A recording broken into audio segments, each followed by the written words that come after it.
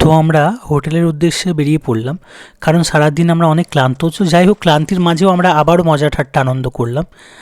একটা জিনিস বলি, এই যে ঝাড়খণ্ডের যে গিরিডি, এই গিরিডিতে অনেক প্রাকৃতিক সৌন্দর্য আছে। তার মধ্যে এখানে অনেক মন্দির দেখা যায়।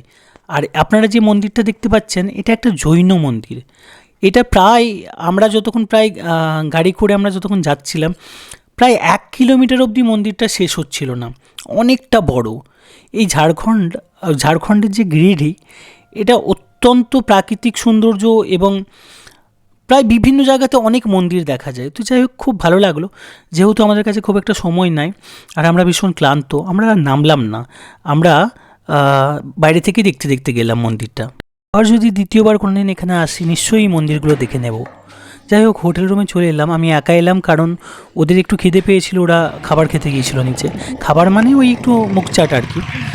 তো আমি যাইনি কারণ আমার খুব একটা খেতে ইচ্ছে করছিল না। আমি হোটেলে এসে ফ্রেশ হয়ে ব্যালকনিতে দাঁড়িয়েছিলাম। ওই যে ওরা তিনজন আসছে, দেখতে পাচ্ছেন, তিন মূর্তি, হাসতে হাসতে। আর আমি একটু উপর থেকে ওদের সাথে মজা করছিলাম, ইয়ার্কি ঠাট্টা করছিলাম।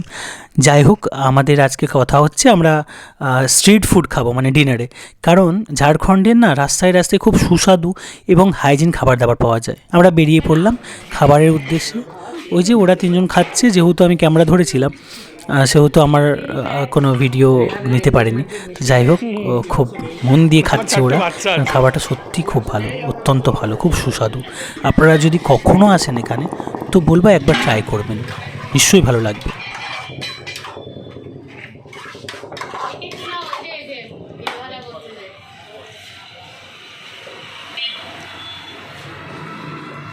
ওনাকে জিজ্ঞেস করবো, আপনার তরকারিতে কি নুন আছে এত সুস্বাদু?